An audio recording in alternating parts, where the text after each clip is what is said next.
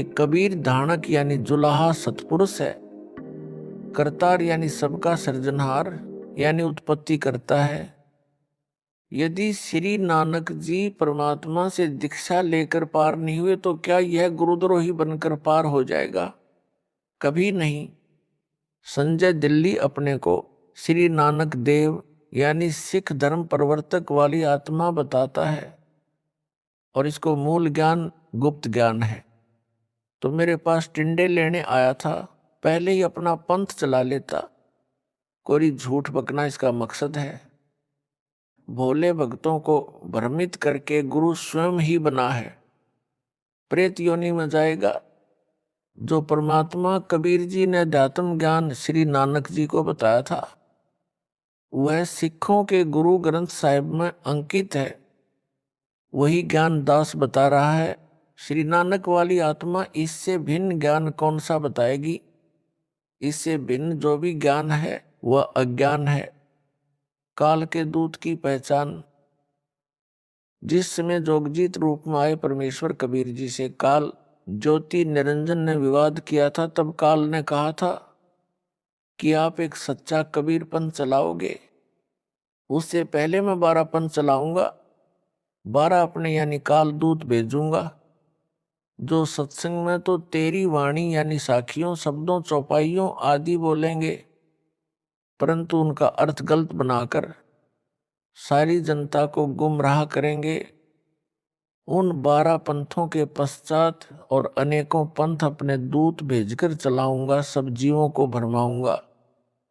उन काल के चलाए पंथों के गुरुजन वर्तमान तक कबीर जी की वाणियों का गलत अर्थ करके जनता को भ्रमित कर रहे हैं।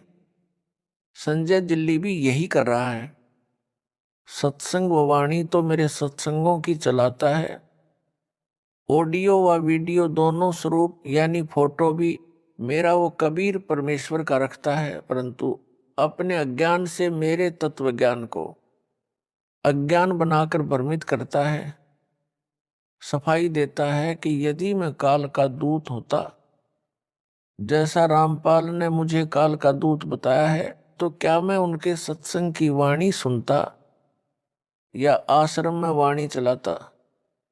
संजय दिल्ली जिस प्रकार मेरे द्वारा बताए तत्व ज्ञान का अनर्थ करके बताता है, सामान्य भोला भगत भ्रमित हो जाता है। उदाहरण यह कहता है कि पेड़ की जड़ को रामपाल ने पूर्ण ब्रह्म बताया है। जड़ पूर्ण ब्रह्म नहीं हो सकती, उसे पोषक तत्व मिट्टी से मिलता है। पूर्ण ब्रह्म को किसी के सहारे की आवश्यकता नहीं है, जड़ को मिट्टी का सहारा लेना पड़ता है। इसका उत्तर जैसे विद्यालय में अध्यापक विद्यार्थियों को समझाते हैं कि दिन रात कैसे बनते हैं, उसके लिए एक तेल से जगने वाला दीपक एक मेज पर रखा जाता है तथा एक ग्लोब फुटबॉल के आकार का एक स्टैंड पर लटकाया जाता है। अध्यापक कहता है कि बच्चों, दीपक को सूर्य मानो, ग्लोब को पृथ्वी मानो। पृथ्वी घूमती है, तब जो भाग सूर्य के सामने आता जाता है वहां दिन होता है, जो भाग सूर्य के सामने नहीं होता वहां रात होती है। इस संजय जैसा मूर्ख विद्यार्थी तर्क दे कि दीपक सूरज नहीं हो सकता। दीपक को जगने के लिए तेल का सहारा लेना पड़ा, माचिस का सहारा लेना पड़ता है। सूर्य को किसी के सहारे की आवश्यकता नहीं। क्या वह विद्यार्थी बुद्धिमान हो सकता है?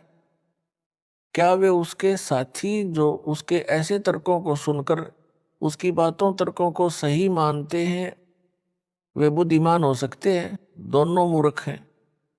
यह तो एक उदाहरण है। ऐसा तर्क देना ही मूर्खता का परिचय देता है। ऐसे ही गीता अध्याय 15 के श्लोक नंबर 1, 4 तथा 16, 17 में वृक्ष का उदाहरण देकर सृष्टि की व समर्थ परमेश्वर तथा सब देवताओं की स्थिति समझाई है। पाठकों, इसका खंडन इसी पत्र में विस्तार पूर्वक आगे भी किया है, कृपया वहां पढ़े। आपको पता चलेगा यह कितना विद्वान है और कितनी बकवास बकता है। भक्तों को विचार करना चाहिए कि जब गुरु जी ने गुरुद्रोही घोषित कर दिया तो वह कुछ भी सफाई देता रहे, नहीं मानना चाहिए। यदि वह सच्चा सुच्चा होता तो दास उसे क्यों दिल से उतारता, क्यों उसे गुरुद्रोही घोषित करता। माली का पौधा खराब हो जाए तो उसे जड़ से उखाड़ कर फेंक देता है। उसे कष्ट बहुत होता है, परंतु और कोई विकल्प नहीं बचा था। सब दवाई व खाद डाला, परंतु व्यर्थ रहा। जैसे सेब विक्रेता की टोकरी में भरी सेबों में से एक सेब दागी हो जाती है तो वह उसे निकालकर कूड़े में डाल देता है। उस खराब सेब को सूअर खाते हैं। कितना पौष्टिक तथा महंगा फल यानी सेब था। सेब विक्रेता को दुख बहुत हुआ सेब खराब होने का तथा फेंकने का। यदि नहीं फेंकता तो अन्य सेबों को भी वह गंदी सेब गंदा कर देती। संजय दिल्ली के अपलक्षण हद से ज्यादा देखकर इसे संगत यानी टोकरी से निकालकर फेंका। इसने एक पवन नाम के भगत को भी खराब किया जो जयपुर का रहने वाला है। इन दोनों को टोकरी से निकालकर फेंकना पड़ा। दास को दुख तो बहुत हुआ, परंतु विवश होकर यह कदम उठाना पड़ा। कबीर गुरु के दिल से उतरे, वह नाम बिहुना होए। जाको काल घसीट ही राख सके ना कोई। मानुष जन्म पाए कर खोए, गुरु विमुखा जुग जुग रोवे। गुरु से करे कपट चतुराई, सो हंसा भाव भर में आई। गुरु से कपट शिष्य जो राखे, यमराजा के मुख दर चाखे। संजय साकट कहता है कि रामपाल तो सतगुरु है। वह न संत है, न भगत है, न दास है। मैं दास भगत संत हूं। सारी संगत रामपाल को भगवान यानी साहेब मानती है। रामपाल सतगुरु है, भगत दास संत नहीं है।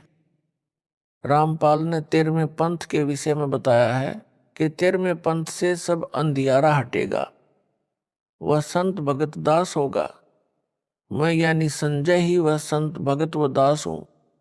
रामपाल तो सतगुरु है। उदाहरण देता वाणी से, सतगुरु साहेब एक शरीरा। सतगुरु और साहेब यानी भगवान तो एक है।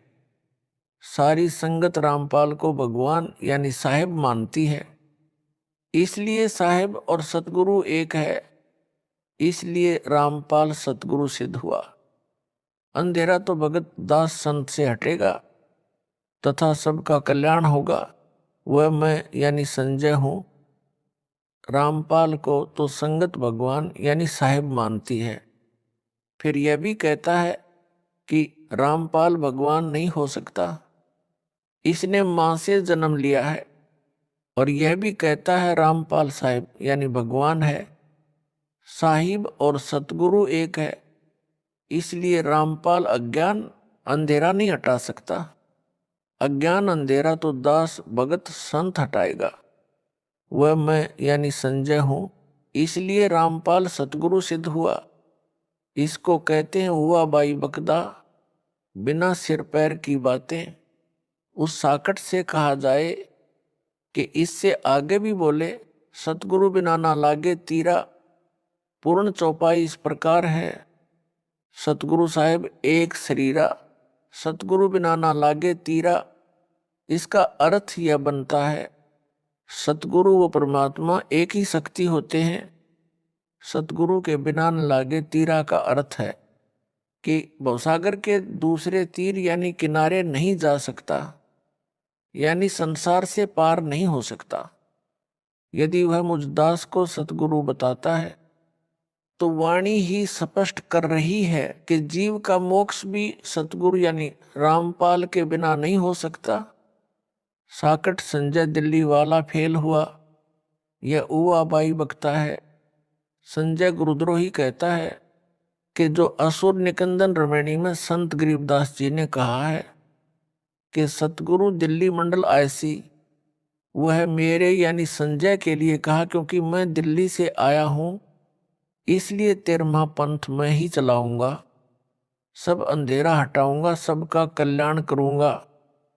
विवेचन संजय दिल्ली तो अपने को संत दास तथा भगत कहता है और सतगुरु रामपाल को यानी मेरे को कहता है। इससे भी सिद्ध हुआ कि असुर निकंदन रमैनी में संजय के लिए नहीं कहा है, क्योंकि वह तो अपने आप को दास भगत बताता है। सतगुरु मुझे दास को बताता है। वाणी में तो वह सतगुरु कहा है जो दिल्ली मंडल में आएगा। साहिब तख्त कबीर ख्वासा दिल्ली मंडल लीजिए बासा। सतगुरु दिल्ली मंडल आयसी सूती धरणी सूम जगाएसी। अर्थात कबीर साहिब सतपुरुष के तख्त सिंहासन के पास रहने वाला, उनके सतलोक दरबार का खवास नौकर यानी दास दिल्ली मंडल दिल्ली के आसपास निवास करेगा यानी जन्म लेगा। रमैनी में दिल्ली नगर नहीं कहा है। साकट गुरुद्रोही संजय तो दिल्ली नगर में जन्मा है। वाणी में दिल्ली मंडल, मंडल का अर्थ है दिल्ली नगर के आसपास का कुछ क्षेत्र कहा है। जैसे वर्तमान में एनसीआर बनाया है, यह सब दिल्ली मंडल है, दिल्ली अलग राज्य है। वाणी में फिर कहा है कि वही सतलोक में कबीर साहब का खवास यानी दास यानी नौकर दिल्ली मंडल में सतगुरु बनकर आएगा और सोम यानी कंजूस लोगों को तत्व ज्ञान से जगाएगा, भक्ति दान सेवा करवाएगा। असुर निकंदन रमैनी की वाणी में तो स्पष्ट कहा है कि सतगुरु से जीव का कल्याण होगा। साकट संजय दिल्ली गुरुद्रोही का तर्क उतरक यानी गलत विवेचन सिद्ध हुआ। इसको वाणी का अर्थ भी ठीक से नहीं करना आता, अनर्थ करके बताता है। काल का दूत यही करता है, यह स्पष्ट काल का दूत है। यह अपने को तत्वदर्शी संत बताता है, कहता है कि मेरे अतिरिक्त किसी को भी गुप्त ज्ञान मूल ज्ञान नहीं है, सब अज्ञानी है। इसने तो दास को भी अज्ञानी बताया है, क्योंकि वो कहता है कि मेरे अतिरिक्त किसी को तत्वज्ञान यानी मूल ज्ञान नहीं है। इससे तो यही स्पष्ट कर रहा है कि मैं संजय गुरुद्रोही ही तत्वदर्शी हूं। यदि वह दास द्वारा बताए यथार्थ अध्यात्म ज्ञान यानी तत्व ज्ञान से भिन्न ज्ञान रखता है, तो उसकी पुस्तक बनाए या कोई वीडियो बनाकर इंटरनेट पर डाले, तब मेरी संगत का छोटा सा बालक भी उसके अज्ञान का पर्दाफाश कर देगा। यह संजय दिल्ली गुरुद्रोही प्रथम नाम मंत्र वही जाप करने को देता है, या मेरी आवाज से प्रथम मंत्र दीक्षा दिलाता है जो दास ने इसको दीक्षा में दिए थे, तथा जो भी सतनाम यानी 2 अक्षर का इसको दिया है, इसको ना सार नाम दिया है, ना सार शब्द प्राप्त करवाया है। अब यह गुरुद्रोही इन दोनों नामों प्रथम मंत्र तथा सतनाम से भी खाली हो गया है। वाणी में कबीर परमेश्वर ने कहा है कि गुरु के दिल से उतरे वह शब्द बिहुना होए, वाकू काल घसीट ही राख सके ना कोय। अर्थात जो शिष्य पूर्ण गुरु यानी सतगुरु के दिल से उतर जाता है, यानी गुरु जी द्वारा गुरुद्रोही घोषित कर दिया है, उसका नाम कनेक्शन कट जाता है, वह शब्द यानी नाम रहित खाली हो जाता है, उसको काल घसीट ले जाता है, उसे कोई नहीं बचा सकता। इस संजय दिल्ली साकट गुरुद्रोही को काल घसीट कर ले जा चुका है। काल इसमें प्रेतवत प्रवेश है, जैसे ऋषियों में प्रवेश करके अधूरा सूक्ष्म वेद लिखाकर उसके 4 भाग श्री वेद व्यास ऋषि द्वारा करवा दिए। सब जनता ने इन्हीं वेदों को पूर्ण अध्यात्म ज्ञान मान रखा था। दास का ज्ञान योग मेरे गुरुदेव जी की कृपा से परमेश्वर कबीर जी ने खोलकर सर्वग्रंथों का सार निकलवाया है।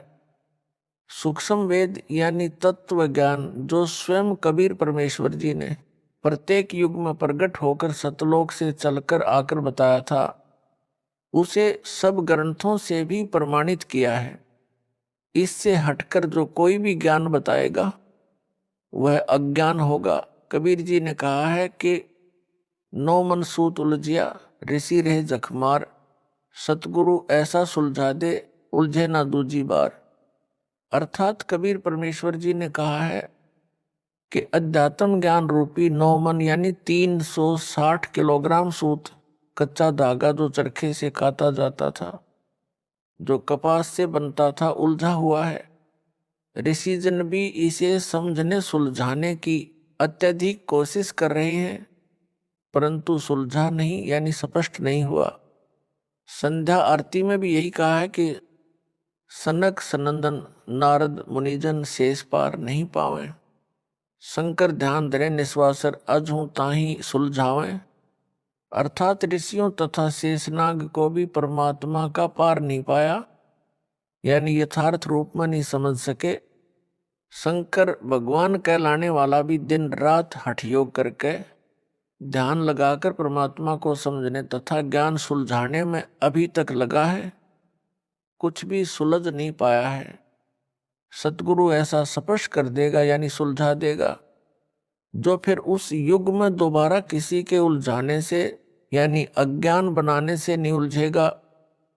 इस वाणी से यह भी स्पष्ट हुआ कि तत्व ज्ञान को सतगुरु ही प्रकट कर सकता है। संजय साकट दिल्ली तो अपने को संत दास भगत बताता है तथा सतगुरु मुझ दास को बताता है। इससे भी यह अपने अज्ञान के मकड़ जाल में स्वयं ही फंस गया, अर्थात झूठा सिद्ध हो गया है। यदि इस गुरुद्रोही की बात को सच्ची माने, जो यह कह रहा है कि मैं संजय दिल्ली ही तत्व ज्ञान जानता हूं, मूल ज्ञान जानता हूं, तो नाम मेरे यानी दास वाले क्यों जपता है, क्यों अपने जाल में फंसाए भोले भक्तों को देता है? फिर तो नाम भी भिन्न होने चाहिए। यदि यह कहेगा कि नाम तो यही सही है, तो फिर इसके तत्व ज्ञान का क्या अचार डालना है? मोक्ष तो निज नामों से होना है, वे यह दास दीक्षा में दे रहा है। दास को मेरे गुरुदेव स्वामी रामदेवानंद जी से नामदान करने की आज्ञा मिली है, जो एक संत मत की परंपरा है। इसको गुरुद्रोही घोषित मेरे द्वारा कर रखा है। इससे ये नाम लेने से कोई लाभ नहीं होगा, यानी मोक्ष नहीं हो सकता। विशेष दास ने अपने पूज्य गुरुदेव जी के सानिध्य में अध्यात्म ज्ञान को बारीकी से समझ लिया था। गुरु मर्यादा में रहना मोक्ष का मूल मंत्र है, जिसका दास ने परमात्मा से डरकर पालन किया, गुरुपद दास को दिया जाएगा। यह तो स्वप्न में भी नहीं सोचा था, क्योंकि दास एक सामान्य भगत था, गृहस्थी बाल बच्चेदार था। हरियाणा सिंचाई विभाग में जेई यानी जूनियर इंजीनियर के पद पर नौकरी करता था। दास ने अपने छोटे भाई महेंद्र दास को यह ज्ञान बताया। एकदम नया तथा पहले वाले से बिल्कुल विपरीत होने के कारण पहले तो कोई रुचि नहीं दिखाई, परंतु बड़ा भाई होने के कारण ज्ञान सुनने से इनकार नहीं कर सका, मन मारकर सुनता रहा। फिर परमेश्वर कबीर जी की कृपा से, गुरुदेव जी के आशीर्वाद से दास का प्रयत्न सफल हुआ और मान गया। गुरु जी यानी स्वामी रामदेवानंद जी से दीक्षा उसे दिलाई। फिर तो उसने अपने अनेकों साथियों को भी ज्ञान समझाया। उनको गुरुदेव जी यानी स्वामी रामदेवानंद जी से नाम दिलाया। यह दास भी अपने संपर्क वालों को ज्ञान समझाकर गुरु जी से दीक्षा दिलाता था। ऐसा शुभ कर्म वर्षों चलता रहा। दास ने 17 फरवरी 1988 को पूज्य गुरुदेव जी से दीक्षा ली थी। सन 1994 तक सबको गुरुदेव जी से दीक्षा दिलाया करता। एक दिन नए भक्तों को नाम दिलाने के लिए गुरु जी के पास गया। भगत महेंद्र दास भी मेरे साथ थे। समागम चल रहा था। गुरुजी के आसपास बहुत सारे भगत बैठे थे। गुरुजी उनमें से किसी की फरियाद सुन रहे थे। हम सब भक्तों के पीछे बैठ गए। एक सेवादार के माध्यम से पहले की तरह नए भक्तों को नाम दिलाने का निवेदन किया। भगत की बात सुनकर गुरुदेव जी ने हमारी ओर कृपा दृष्टि की। हम सब ने दंडवत प्रणाम किया। उसी समय सैकड़ों भक्तों की उपस्थिति में दास को नाम देने का आदेश दिया। कहा कि आज के बाद तू नाम दिया करेगा। मेरे को पसीना छूट गया। विचार किया कि कोई गलती तो नहीं हो गई। जिससे गुरुजी नाराज हो गए हो। कानों पर विश्वास नहीं हो रहा था। गुरुजी नाराज नजर नहीं आ रहे, मुस्कुरा रहे थे। इसलिए हिम्मत बनी रही। दीक्षा देने का आशीर्वाद देते समय कहा कि आज के बाद यह तुम्हारा गुरु होगा। उपस्थित भक्तों की ओर संकेत करके कहा। मेरी दशा देखकर समझ गए कि भगत घबरा गया है। बोले कि अपने को अकेला न समझना, मैं तेरे साथ रहूंगा। परमेश्वर कबीर जी के आदेश से यह आशीर्वाद तेरे को दिया है। तेरे बराबर विश्व में संत नहीं होगा। आशीर्वाद देकर हमें भेज दिया। सुबह माइक से आवाज लगी कि रामपाल रोहतक को स्वामी जी याद कर रहे हैं। हम सब तुरंत पहुंच गए। भगत महेंद्र दास भी साथ था, क्योंकि हम छुडानी गांव में ही भगत महेंद्र दास की ससुराल में रुके हुए थे। उस रात दास को नींद नहीं आई कि इतनी बड़ी जिम्मेदारी को कैसे निभा पाऊंगा। गुरुदेव तो जानी जान थे, उनको पता था कि भगत की हालत खराब हो गई है। जाते ही फिर कहा कि अपने को अकेला मत समझ, परम शक्ति तेरे साथ है, मैं भी तेरे साथ हूं। तेरे समान विश्व में संत नहीं होगा। और कहा कि इन सबको नाम दे जो नए भगत दीक्षार्थ आए थे। अपने सामने दीक्षा दिलाई। स्वामी जी ने सर्व संगत को बोल दिया कि आज के बाद मैं किसी का गुरु नहीं रहूंगा, रामपाल से दीक्षा ले लो। कारण यह था कि मेरे दादा गुरुजी ने उनको सारनाम देने का आदेश नहीं दे रखा था, क्योंकि प्रारंभ से परंपरा चली आई थी दास को ही सारनाम दिया जाना था, क्योंकि उत्तराधिकारी को ही सारनाम दिया जाता था। स्वामी जी ने मेरे अतिरिक्त किसी को सारनाम नहीं दिया था। मेरे को आगे सारनाम देने का परमेश्वर कबीर जी का आदेश स्वामी जी को मिलने के बाद ही दिया था। कहा था कि पूरी परीक्षा करके ही सारनाम अनुयायियों को देना। तेरे को परमात्मा कबीर जी का भी संकेत आएगा, तब तक सारनाम ना देना। यह सब निर्देश बाद में दास को अकेले को तलवंडी बाई, जिला फिरोजपुर, पंजाब में आश्रम में दिया था। जब दास अकेला ही उनसे मिलने पहुंचा था, स्वामी रामदेवानंद जी गुरु महाराज जी का वचन फला है जो आज आपके सामने है। विश्व में ज्ञान छा गया है। जो स्वयंभू गुरु बने हैं उनको अध्यात्म का खा का भी ज्ञान नहीं। कितना भार सिर पर लिए हैं। यह संपूर्ण अध्यात्म ज्ञान का टोटा है। जो नकली गुरुओं का जीवन नष्ट करता है, उसके चेलों चेलियों का भी तर्क गुरु के अनुयायियों की जिम्मेदारी गुरु पर होती है। गुरु के सिर पर भार होता है। जब कबीर परमेश्वर जी ने देखा था कि 64 लाख अनुयायी पटरी से उतर गए थे, गुरु की आज्ञा को भी अनदेखा करने लगे थे, वे सारनाम योग्य नहीं थे, तो अपने सिर से भार उतारने के लिए लीला की थी। काशी नगर की प्रसिद्ध गणिका को हाथी पर बैठाकर बोतल में गंगाजल भरकर लोग उसे शराब मान रहे थे, पीने लगे। शराबी जैसी हरकत करते हुए गणिका के गले में बांह डालकर मुख्य बाजार में घूमने लगे थे। यह दृश्य देखकर 64 लाख गुरु विमुख हो गए थे, गुरुद्रोही नहीं हुए थे। उन सब का भार परमात्मा ने अपने सिर से उतारा।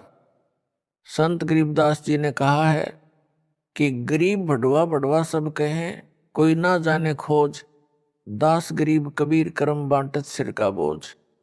अर्थात काशी के लोग तो निंदा करने लगे, कह रहे थे कि यह तो बढ़वा यानी बेशर्म हो गया, सरेआम बुरे कर्म करने लगा है।